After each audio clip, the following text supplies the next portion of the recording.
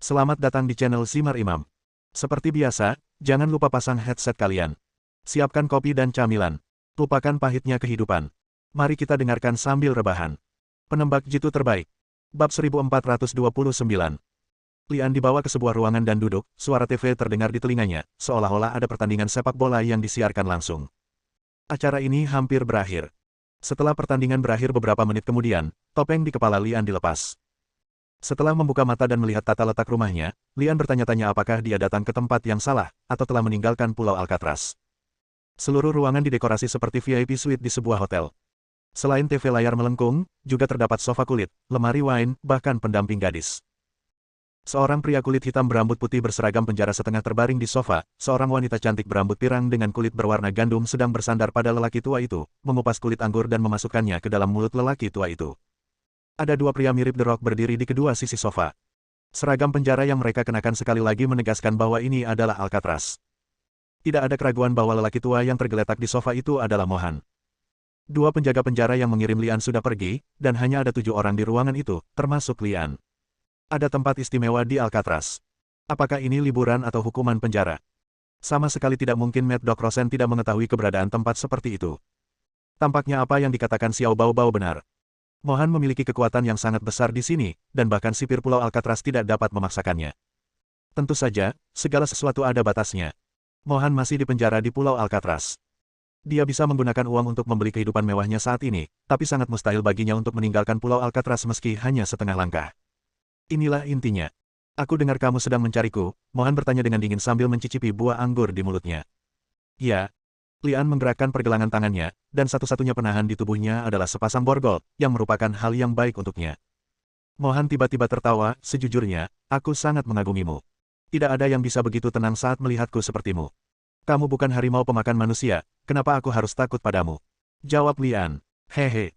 Mohan tertawa lagi, mengambil segelas anggur merah dari si cantik, menyesapnya, dan berkata sambil tersenyum puas. Lafite tahun 1982 memang merupakan makanan lezat di dunia. Oke, sekarang kamu bisa memberitahuku apa yang kamu inginkan dariku. Petik 2. Aku di sini untuk memberitahumu bahwa seseorang mencoba membunuhmu. Ang Li berkata terus terang. Mohan menggelengkan kepalanya, tampak sedikit kecewa.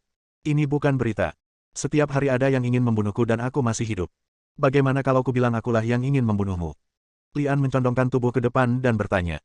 Mohan mencibir dan berkata, apa yang kamu katakan sedikit membangkitkan minatku. Tapi, apakah kamu pikir kamu bisa membunuhku? Kamu bisa mencobanya. Jawab Lian. Ekspresi Mohan berubah muram, dia duduk tegak dan menatap Lian, dan berkata dengan suara yang dalam, keberanianmu terpuji. Izinkan saya memperingatkan Anda, harga kegagalan akan sangat tinggi. Dimengerti. Jawab Lian. Mohan mendengus pelan, berbaring, melanjutkan mencicipi anggur dengan gelas di tangannya, dan berkata dengan ringan, karena kamu ingin mencobanya, aku akan memberimu kesempatan. Terima kasih. Sebelum dia selesai berbicara, Lian sudah membungkuk dan bergegas ke depan. Hampir di saat yang bersamaan, keempat pengawal itu juga ikut bergerak. Masing-masing memakai cincin di tangan kirinya yang membuat pukulan mereka semakin dahsyat. Selain cincin, pengawalnya juga membawa belati dengan cahaya dingin di tangannya. Hanya dari pengerjaannya yang sangat indah, Anda dapat mengetahui bahwa itu buatan Swiss dan merupakan pisau asli Swiss Army. Lian menurunkan tubuhnya sebanyak mungkin untuk mengurangi area benturan dengan musuh, seperti seekor citah yang menyerang mangsanya. Ledakan. Ang Li menghindari tinju yang dilempar pengawal pertama, membenturkan dada lawan dengan keras dengan bahunya, lalu berbalik dan bergegas melewati pengawal itu seperti bintang sepak bola. Pak! Pengawal kedua datang sambil mengacungkan pisau. Lian mengangkat tangannya ke atas, menggunakan borgol untuk memblokir pedangnya, lalu menendang lawan di antara kedua kakinya, dan dengan cerdik bergerak sementara lawan berjongkok kesakitan. Ada 2 pengawal berdiri di depan Lian. Keduanya mengayunkan pedang mereka secara bersamaan dan menyerang Lian dengan pola silang. Lian yang semula membungkuk, tiba-tiba tenggelam, tubuh bagian atas bersandar ke belakang, kepalanya hampir menyentuh tanah, dan hidungnya tergelincir di bawah bilahnya. Panggilan. Lian menegakkan tubuh dan tiba-tiba menemukan tumit sepatu ramping di depannya. Itu adalah wanita berambut pirang. Dia bukan hanya vas untuk melayani Mohan, tapi juga garis pertahanan terakhir di sekitar Mohan. Lian memiringkan kepalanya ke samping untuk menghindari serangan tumit sepatu. Ketika dia melihat kaki panjang dengan kulit yang lembut, dia meraih kaki panjang itu dengan kedua tangan dan menariknya. Si cantik yang sedang bersandar di sofa melakukan split dan duduk di tanah. Wow! Borgol yang mengikat tangan Lian tiba-tiba terbuka seperti sihir, dan kemudian perlengkapan dingin itu menekan arteri tenggorokan Mohan. Di tangan orang lain, borgol hanya digunakan untuk menahan tangan, namun di tangan Lian menjadi senjata pembunuh yang bisa dengan mudah menggorok leher Mohan. Keempat pengawal dan si cantik pirang menoleh untuk melihat pemandangan di depan mereka. Mereka semua membeku dan tidak berani bergerak gegabah. Hanya Mohan yang tampak tenang dan mendekatkan gelas wine ke mulutnya untuk menyesapnya. Jika kamu benar-benar ingin membunuhku, kamu tidak akan ragu. Kata Mohan melemparkan gelas anggur itu ke tanah. Kamu benar, tapi aku harus bicara denganmu, hanya kamu dan aku. Lian menatap yang lain dengan waspada. Mohan melambaikan tangannya dengan sedikit marah, kecewa karena pengawal kepercayaannya menjadi tidak berguna. Pengawal dan si cantik mundur, hanya menyisakan Lian dan Mohan di dalam ruangan. Lian kemudian melepaskan borgolnya, mengulurkan tangan dan mengambil sebotol anggur merah tahun 1982 dari meja kopi dan meneguknya. Ini memang anggur yang enak. Tidak ada bedanya dengan Tian Tian Sui. Benar-benar tidak semenarik minuman keras Cina. Mohan duduk tegak, menunjuk ke sofa di seberangnya dan berkata, silakan duduk. Artinya Ang Li telah mendapatkan rasa hormat dari Mohan. Lian duduk dan berkata, mungkin kamu mengira aku bercanda, tapi sebenarnya aku tidak berbohong kepadamu. Seseorang ingin aku membunuhmu. Tapi kamu tidak ingin aku mati, kata Mohan sambil menatap Lian. Lian mengangguk, menyesap anggur merah lagi dan berkata, benar, aku tidak ingin kamu mati, dan aku ingin kamu membantu. Apa yang ingin kamu lakukan? Mohan bertanya. Lian tidak membunuhnya. Sebagai imbalannya, dia bersedia melakukan satu hal untuk Lian. Saya ingin Anda membantu saya pergi dari sini dan meninggalkan Pulau Alcatraz. Lian meletakkan botolnya dan berkata dengan wajah serius. Mohan menatap Lian sejenak, dan tertawa sampai dia yakin Lian tidak sedang bercanda dengannya. Tidak ada seorang pun yang meninggalkan Alcatraz hidup-hidup. Jika memang ada jalan keluar dari sini, menurutmu apa yang aku lakukan di sini, saat liburan? Petik 2. Mungkin kamu tidak bisa melakukannya sendiri, tapi bagaimana jika kamu menambahkan aku? Lian bertanya sambil menatap mata Mohan. Ekspresi Mohan berubah lagi. Bab 1430. Lian memberitahu Mohan tentang rencananya. Setelah mendengar ini, Mohan mengangguk dengan sangat puas, tapi kemudian berkata sambil tersenyum, rencanamu hampir sempurna. Satu hal yang tidak kamu ketahui adalah aku tidak bisa meninggalkan rumah ini. Saat dia berbicara, dia mengulurkan tangannya untuk menarik celananya, memperlihatkan gelang kaki yang tersembunyi di bawahnya. Tepatnya, aku tidak bisa meninggalkan jarak 50 meter dari tengah ruangan ini, jika tidak, gelang kaki khusus ini akan meledak, dan kekuatannya akan cukup untuk membunuhku. Gelang kaki yang dapat ditemukan dan meledak mengganggu rencana awal Ang Li. Jika Mohan tidak bisa meninggalkan ruangan, semua rencana akan sia-sia. Sepertinya kita harus mengubah rencana ini. Lian mengerutkan kening sambil berpikir dan bertanya. Bagaimana cara membuka gelang kaki ini? Kuncinya terkunci di brankas di Pulau Alcatraz, dan hanya 2 orang yang bisa membuka brankas tersebut. Penjaga dan anjing gila Rosen. Jawab Mohan. Jangan khawatir, aku akan mengambil kuncinya. Baiklah, aku akan menunggu kabar baikmu. Mohan tersenyum aneh. Sama seperti saat dia tiba, tangan Lian diborgol. Meskipun penjaga penjara tahu bahwa Ang Li dapat membuka borgol secara ajaib kapan saja, hal itu akan membuat mereka merasa lebih aman secara psikologis. Kemudian, kepala Lian ditutup dan dia diantar kembali ke selnya oleh penjaga penjara. Segalanya sempurna dan tak seorang pun tahu Ang Li pernah pergi. Keesokan paginya, Ang Li membangunkan Jerry, pengatur cilik. Kamu nampaknya terkejut, kata Lian sambil tersenyum.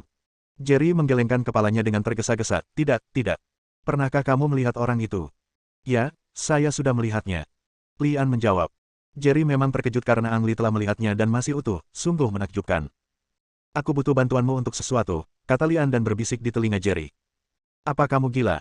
Aku tidak bisa membantumu dalam masalah ini. Kamu harus mencari caranya sendiri. Seru Jerry kaget.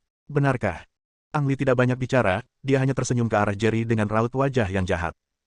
Jerry perlahan-lahan menyerah di bawah tatapan Ang Li. Oke, aku bisa mengambilkannya untukmu, tapi kamu harus memberiku waktu. Berapa lama yang kamu butuhkan? Lian bertanya. Jerry berpikir sejenak dan berkata, 2 hari, beri saya waktu 2 hari, saya jamin saya bisa mendapatkannya. Lian menggelengkan kepalanya dan berkata, tidak, aku tidak punya banyak waktu. Kamu harus mengambilkannya untukku sebelum sarapan hari ini. Jerry berseru, gila, bagaimana mungkin? Aku yakin kamu bisa melakukannya. Ang Li mengulurkan tangan dan menepuk bahu Jerry. Jerry berteriak, kamu harus memberiku sedikit waktu lagi. Bagaimana kalau tengah hari, bagaimana kalau aku mencoba mendapatkannya sebelum makan siang? Oke. Ang Li tidak memaksa Jerry lagi, mengetahui bahwa apa yang diinginkannya sangatlah sulit. Pagi hari tampak lancar, hanya Krong yang mendesak Ang Li untuk memberitahunya bahwa tenggat waktu yang diberikan oleh Mad Dog Rosen telah habis. Jika Ang Li tidak mengambil tindakan, maka ia harus mengambil tindakan untuk memberikan penjelasan kepada Mad Dog Rosen. Ang Li menyuruh Krong untuk tidak khawatir, semuanya sesuai rencananya. Saat makan siang, Ang Li sedang mengantri untuk makan siang. Saat Jerry melewatinya, dia berbisik, aku sudah mengambilkan barang itu untukmu dan menaruhnya di bawah tempat tidurmu. Jika ada yang mengetahuinya, sebaiknya kamu menaruhnya di bawah tempat tidurmu. Tempat tidur. Lebih baik tidak mengatakan itu aku. Terima kasih. Aku tahu kamu bisa mengatasinya. Lian tersenyum. Jerry tidak merasakan kegembiraan apapun. Sebaliknya, dia menatap Lian dengan kesal. Jika hal itu terungkap, dia pasti tidak akan memiliki kehidupan yang baik. Setelah Lian selesai makan, dia memasukkan steak malang itu ke dalam mulutnya dan mengunyahnya. Rencananya dimulai, dan dia harus makan sesuatu terlebih dahulu. Segera Lian berjalan menuju meja makan Krong.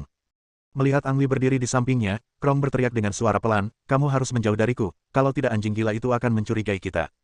Jangan khawatir, dia tidak akan pernah meragukan kita. Lian tersenyum aneh. Saat Krong sedang memikirkan arti kata-kata Lian, makanan dan piring Lian diletakkan di atas kepala Krong. Krong tertegun sejenak, lalu dia menjadi emosional. Dia mengambil piringnya dan melemparkannya ke arah Ang Li. Lian sudah bersiap dengan baik, menghindari serangan Krong, mengambil sepiring makanan lagi di atas meja dan membuangnya. Sepiring makanan melintasi beberapa meja dan mengenai pemimpin geng lainnya. Krong, kamu sedang mencari kematian. Bos mengepalkan kedua tangannya dan menghancurkan meja dengan keras, lalu berteriak. Siapapun yang membunuh orang itu untukku, aku akan memberinya 2 bungkus rokok. Rokok adalah mata uang keras di penjara, dan hadiah 2 bungkus rokok memainkan peran besar, dan perkelahian segera dimulai. Para tahanan di penjara telah ditekan oleh penjaga, dan mereka akan meledak jika ada percikan api. Apa yang dimulai sebagai perang antara dua geng segera berkembang menjadi perkelahian antar tahanan Alcatraz.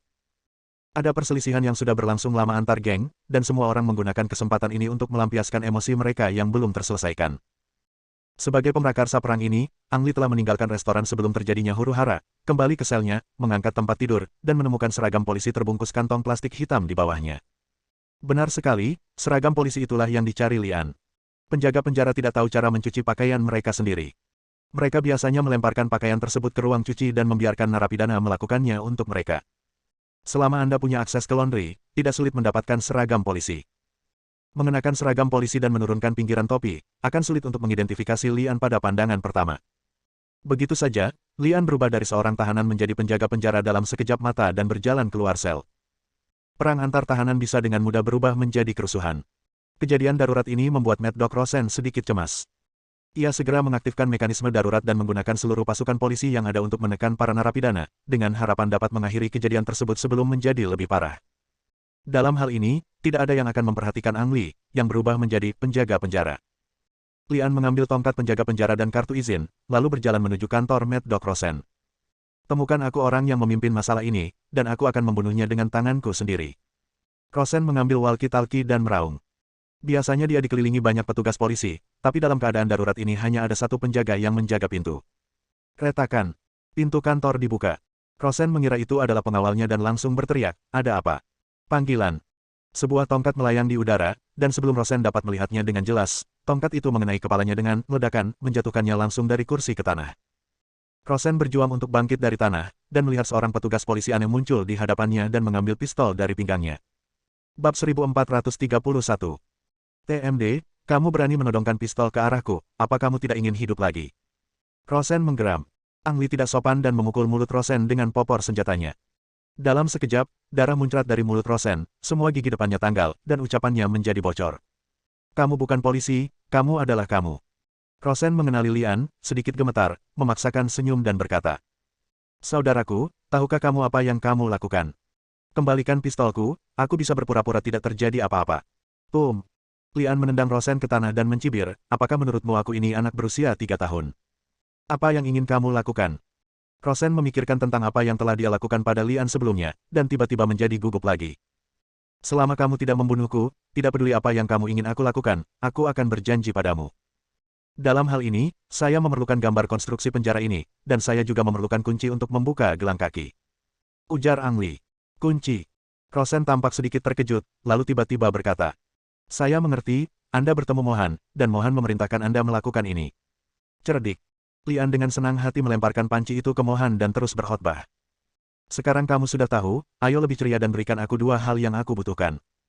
Rosen menggelengkan kepalanya dan berkata, tidak, aku tidak bisa memberikannya padamu. Jika aku memberikannya padamu, maka aku akan mati. Apakah kamu pikir kamu akan hidup sekarang jika kamu tidak memberikannya? Saat dia berbicara, Lian menurunkan moncong pistolnya, menghentikannya di antara kaki Rosen, dan berkata dengan senyum sinis. Atau kamu ingin menjadi Kasim dulu, lalu kita bisa membicarakan hal lain.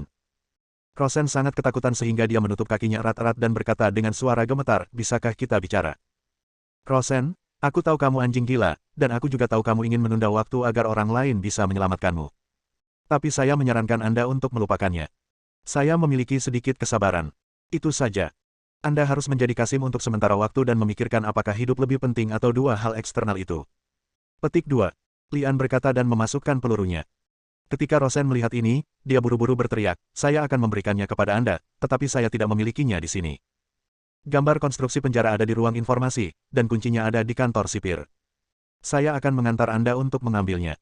Tidak apa-apa jika kamu mengatakan itu saja. Lian tersenyum tipis, meraih borgol Rosen dan memborgol kedua tangannya, lalu mengambil mantel Rosen dan menaruhnya di atasnya sehingga tidak ada yang bisa melihatnya. Rosen, sebaiknya kamu tidak melakukan trik apapun nanti, kalau tidak aku akan menahanmu bahkan jika aku mati. Oh, oke. Rosen menjawab dengan gugup. Seluruh sipir penjara berangkat untuk meredam kerusuhan, namun area kantor polisi sepi. Tidak ada masalah di sepanjang jalan, dan mereka berdua sampai di pintu ruang data dengan lancar. Pintunya tidak terkunci dan dibuka dengan sedikit dorongan. Lampu di dalam masih menyala. Administrator data dengan sedikit membungkuk berteriak pelan, siapa? Ketika Rosen melihat seseorang di ruang informasi, matanya terlihat sedikit bersemangat, dan dia berteriak keras, apakah kamu buta? Apa kamu tidak melihat itu aku? Kapten Rosen. Administrator berambut abu-abu itu dengan cepat memberi hormat dengan hormat militer. Ang Li menikam Rosen dengan moncong pistol yang disembunyikan di balik pakaiannya untuk memberi isyarat agar dia tidak mempermainkannya. Rosen terbatuk ringan dan berkata dengan wajah bau, pergi dan carikan aku rencana pembangunan penjara. Kapten Rosen, mengapa Anda menginginkan rencana pembangunan itu? Kenapa? Apa aku perlu memberimu laporan tentang apa yang aku lakukan? Tegur Rosen. Tidak, aku tidak bermaksud begitu. Aku hanya bertanya dengan santai. Administrator terkejut, berbalik dan berjalan ke ruang data, mengobrak-abrik lemari, dan akhirnya menemukan gambar konstruksi di dalam kotak berdebu. Kapten Rosen, semua yang Anda butuhkan ada di sini. Rosen menjawab dengan lembut dan mengikuti instruksi. Para tahanan di luar itu menimbulkan masalah. Jangan bermalas-malasan di sini. Cepat dan bantu. Kedengarannya seperti Rosen menyuruh administrator pergi, tapi nyatanya dia mengingatkan pihak lain. Penjara sedang menghadapi kerusuhan. Mengapa saya di sini jika saya tidak mengambil komando di tempat kejadian? Gambar konstruksi seperti apa yang harus saya cari untuk menunjukkan bahwa ada sesuatu yang salah dengan diri saya? Apakah kamu tahu sesuatu? Rosen juga berkedip ketika berbicara, membuat ekspresi seolah-olah dia sedang diancam. Saya tidak tahu apakah administratornya lamban atau takut, tapi dia tidak mengerti apa yang dimaksud Rosen. Ya, administrator menjawab dan berbalik dan pergi seolah-olah melarikan diri. Rosen sangat marah hingga giginya hampir patah. Ia mengira jika selamat dari bencana ini, administrator tidak akan bisa lagi bekerja dengan baik. Yang kamu inginkan ada di sini. Rosen menoleh dan tersenyum seolah ingin menyenangkan. Ang Li membentangkan gambar konstruksi tersebut dan melihatnya dengan cermat selama beberapa menit, lalu bertanya kepada Rosen, apakah kamu merokok? Merokok. Rosen menjawab secara naluriah, lalu berkata dengan nada menyanjung. Apakah kamu menginginkannya? Aku masih menyimpannya di sini. Beri aku apinya saja. Perintah Lian. Rosen menyerahkan korek api itu kepada Lian dengan penuh keraguan. Setelah Lian mengambil apinya, dia langsung menyalakan gambar konstruksinya, lalu melemparkan apinya ke rak. Apa yang sedang kamu lakukan? Rosen bertanya dengan bingung. Ciptakan sedikit kekacauan. Lian tersenyum tipis, dan begitu api mulai menyala, perangkat alarm kebakaran di atas kepalanya segera berbunyi. Di permukaan, sepertinya Ang Li memang ingin membuat penjara yang sudah semrawut itu semakin kacau. Padahal, ia hanya ingin menghancurkan rencana pembangunannya. Tanpa gambar tersebut, satu-satunya orang yang mengetahui isi gambar konstruksi tersebut adalah Ang Li, dan ini menjadi alat tawar-menawar antara dirinya dan Mohan. Oke, ayo ambil kuncinya. Perintah Lian. Oh, oke. Rosen menjawab, tapi dia mulai punya ide lain di benaknya. Penjaga penjara belum dapat mengendalikan para tahanan, namun sekarang alarm kebakaran telah berbunyi, membuat mereka sedikit cemas, dan terdapat kekurangan yang serius dalam jumlah pasukan polisi. Ang Li dan Rosen tiba di kantor sipir dengan selamat. Rosen memindahkan sebuah lukisan untuk memperlihatkan brankas di belakangnya. Pernahkah Anda terlalu banyak menonton film dan selalu suka menyembunyikan brankas di balik lukisan cat minyak? Saya rasa di kemudian hari, ketika pencuri mencuri barang, mereka akan memeriksa terlebih dahulu apakah ada mekanisme di balik lukisan cat minyak tersebut. Saya punya pertanyaan, mengapa Anda tahu kata sandi brankas di kantor sipir? Lian tiba-tiba bertanya. Rosen ragu-ragu dan berkata, sipir adalah paman kedua saya. Dia berencana merekomendasikan saya menjadi sipir setelah dia pensiun tahun ini, begitu banyak hal yang telah diserahkan kepada saya sebelumnya. Jadi itu saja. Buka kotaknya. Perintah Lian. Rosen menekan tombol password dan berhasil membuka brankas. Di dalamnya ada benda hitam seukuran ibu jari, mirip disk penyimpanan. Kunci. Lian khawatir ada mekanisme lain, seperti listrik di dalamnya, dan dia akan tersengat listrik jika meraihnya, jadi dia memerintahkan, keluarkan. Rosen mengulurkan tangan dan mengambil kunci. Klik. Terdengar suara pelan dari belakang, dan pintu kantor sipir terkunci sendiri. Hampir di saat yang bersamaan, alarm berbunyi di dalam ruangan. Benar saja, masih ada agensi. Bab 1432. GGG. Anjing gila Rosen tertawa aneh, dengan sedikit rasa bangga di wajahnya. Smith, kamu pasti tidak memikirkannya, kan? Tempat ini telah diblokir sepenuhnya dan hanya dapat dibuka dari luar. Anda tidak dapat melarikan diri apapun yang terjadi. Kenapa kamu menatapku seperti ini? Apa yang ingin kamu lakukan? Saya peringatkan Anda, saya kapten di sini. Jika Anda berani menyakiti saya, maka saya jamin Anda akan lebih buruk daripada mati. Jangan datang. Bang. Ang Li menarik pelatuknya, dan peluru mengenai Rosen di antara kedua kakinya, meninggalkan kekacauan berdarah di antara kedua kaki Rosen. Brengsek, kamu benar-benar berani menembak. Sudah berakhir, kamu sudah selesai. Aku akan membunuhmu. Tidak, aku akan menyiksamu dengan metode paling kejam di dunia. Rosen mengerang kesakitan sambil berteriak dan mengancam Lian. Apakah kamu idiot? Lian berjongkok di depan Rosen dan memukul kepalanya dengan moncong senjatanya, lalu berkhotbah. Jadi bagaimana jika aku membunuhmu? Yang paling bisa kulakukan hanyalah mati. Apa perbedaan antara orang yang dipenjara di sini dan orang yang dijatuhi hukuman mati? Rosen tampak sedikit terkejut, seolah ingin memahami sesuatu, dan buru-buru berkata, Smith, aku baru saja bercanda denganmu. Jangan khawatir, orang-orangku akan segera menyelamatkan kita, dan aku pasti tidak akan menimbulkan masalah bagimu saat itu. Aku bersumpah. Mungkin juga seperti ini. Kami bersumpah bersaudara dan mulai sekarang kami bersaudara. Lian mengabaikan apa yang dikatakan pihak lain dan memasukkan moncong pistol ke mulut pihak lain. Apa yang ingin kamu lakukan? Tolong jangan bunuh aku tidak ingin mati. Tangisan menyakitkan Rosen berubah menjadi memohon, dan air mata mengalir dari mata kerinduannya. Anjing gila Rosen, seluruh pulau Alcatraz, baik tahanan maupun penjaga penjara takut padanya, tapi sekarang dia tampak seperti makhluk yang menyedihkan. Bang! Suara tembakan terdengar, dan peluru itu meledakkan kepala Rosen. Ang Li menghapus sidik jari di pistolnya, lalu meletakkan pistolnya di tangan Rosen, berpura-pura bunuh diri. Dia tidak membutuhkan orang lain untuk benar-benar percaya bahwa Rosen bunuh diri, dia hanya ingin mengulur waktu. Kerusuhan dengan cepat dapat diredam dan para tahanan ditempatkan di sel masing-masing.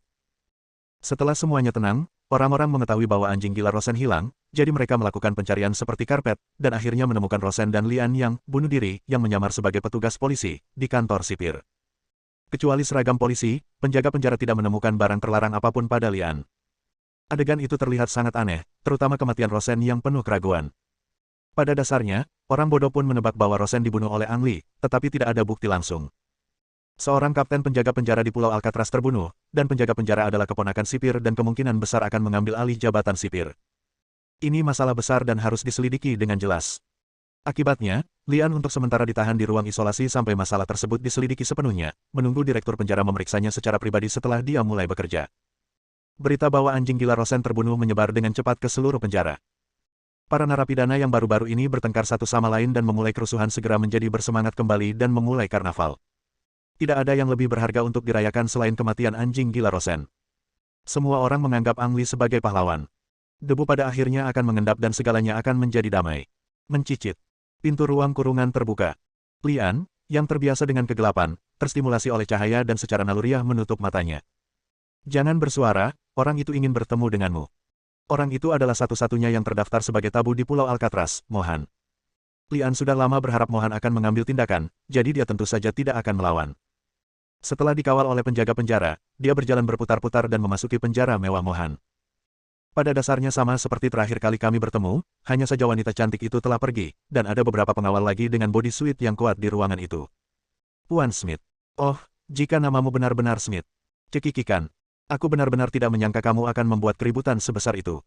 Anda tidak hanya menyebabkan kerusuhan, tetapi Anda juga membunuh anjing gila Rosen itu. Mohan tersenyum berlebihan dan mengikuti khotbahnya. Namun, saya harap Anda tidak menyia-nyiakan kesempatan ini dan mendapatkan apa yang Anda inginkan. Tentu saja, tapi bolehkah aku ke toilet dulu? Kata Lian sambil tersenyum. Toilet. Trik apa yang ingin kamu mainkan? Wajah Mohan menjadi gelap dan dia bertanya. Ang Li menjawab, Tuan yang terhormat, kalau begitu, menurut Anda di mana saya bisa menyembunyikan kuncinya tanpa ketahuan oleh penjaga penjara? Mohan terkejut pada awalnya, dan kemudian wajahnya berubah menjadi jelek. Sebenarnya tidak banyak tempat untuk menyembunyikan kunci dalam situasi itu, dan menelannya ke dalam perut adalah cara terbaik, itulah sebabnya Ang Li meminta untuk pergi ke toilet. Dia akan mencabutnya. Mohan enggan, tapi tidak bisa menghentikan Lian. Ang Li tidak dibawa ke kamar mandi yang sebenarnya. Sebaliknya, sebuah bilik dibuat untuknya di dalam kamar dengan spray, dan tempolong menjadi toiletnya. Tuan, saya tidak menyangka Anda memiliki hobi seperti itu. Saya harap baunya tidak terlalu menyengat. Berhenti bicara, jangan buang waktu, kata Mohan dengan tenang. Kamu tidak bisa terburu-buru dalam hal seperti ini. Semakin mendesak, semakin sulit untuk keluar. Lian tersenyum dan akhirnya mengeluarkan kuncinya setelah setengah jam bekerja keras. Anak buah Mohan membersihkannya beberapa kali sebelum memberikan kunci kepadanya. Mohan awalnya ingin mengulurkan tangan dan mengambilnya, tetapi ketika dia melihat wajah Lian yang tersenyum, dia menarik tangannya dan memerintahkan, mengapa kamu berdiri di sana dengan linglung. Buka dengan cepat. Klik. Dengan sangat lancar, gelang kaki pengikat Mohan dibuka. Aku bebas. Aku akhirnya bisa meninggalkan tempat mengerikan ini. Mohan begitu gembira hingga dia hampir melompat ke atas sofa seperti anak kecil. Setengah, paling banyak kamu hanya bisa dianggap setengah bebas. Kamu tidak akan benar-benar bebas sampai kamu meninggalkan Pulau Alcatraz. Mohan sepertinya telah disiram air dingin padanya, jadi dia menenangkan diri dan bertanya, di mana rencana pembangunannya? Apakah kamu menelannya juga? Kalau benda itu tertelan ke dalam perut, apakah masih bisa digunakan saat ditarik keluar? Lian bertanya balik. Mohan terbatuk canggung dan melanjutkan, di mana kamu menyembunyikannya? Atau kamu tidak berhasil sama sekali? Lian duduk di sofa, meraih telinganya, dan berkata pada dirinya sendiri, saya sedang memikirkan sebuah pertanyaan. Karena Anda dapat memobilisasi polisi dan rencana pembangunannya ada di ruang data, maka sangat mudah untuk mendapatkannya. Jika Anda benar-benar menginginkannya, mengapa tidak meminta penjaga penjara untuk mengambilkannya untuk Anda? Mohan terbatuk secara tidak wajar. Oh, karena aku belum pernah berpikir untuk pergi dari sini sebelumnya, jadi aku belum memikirkannya. Selain itu, membiarkan Anda melakukannya juga merupakan ujian bagi Anda. Benarkah? Lian menunjukkan senyuman sinis. Bersambung.